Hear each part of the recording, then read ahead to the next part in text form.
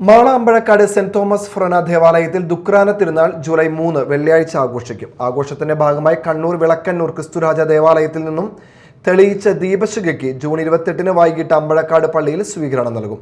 തുടർന്ന് തിരുനാൾ കൊടിയേറ്റം നടക്കും. ജൂലൈ 1 വൈകിട്ട് നവനാൾ സമാപന ചടങ്ങുകൾ നടക്കും. 2 വൈകിട്ട് വിശുദ്ധനാട് കൂടുതുറക്കൽ ചടങ്ങുകൾക്ക് ഇടവക വൈദികർ കാർമ്മികരാകും. 1726 തിരുനാളാണ് ഈ ഇടവക സമൂഹം ആഘോഷിക്കുന്നത്.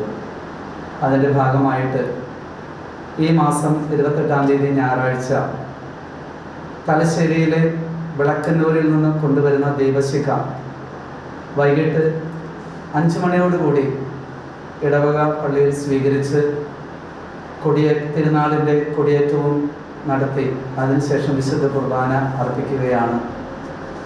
തുടർന്ന് ജൂലൈ 1 ഇടവക ദിനാഘോഷവും 2 വിശുദ്ധ തോമസ് ലിഹായുടെ വിശുദ്ധ രൂപം സൂക്ഷിച്ചിട്ടുള്ള രൂപക്കൂട് തുറന്ന് ആ രൂപം പന്തലിലേക്ക് എഴുന്നള്ളിച്ചു വയ്ക്കലും പ്രസിദ്ധി വാഴ്ചയും വിശുദ്ധ കുർബാനയുമാണ്. ജൂലൈ 3 ദുഃഖ്രാന തിരുനാൾ ദിനത്തിലെ ആഘോഷമായ കുർബാനയ്ക്ക് ഇരിങ്ങാലക്കുട രൂപതാ മെത്രാൻ മാർ പോളി കണ്ണൂക്കാടൻ മുഖ്യ കാർമ്മികത്വം വഹിക്കും.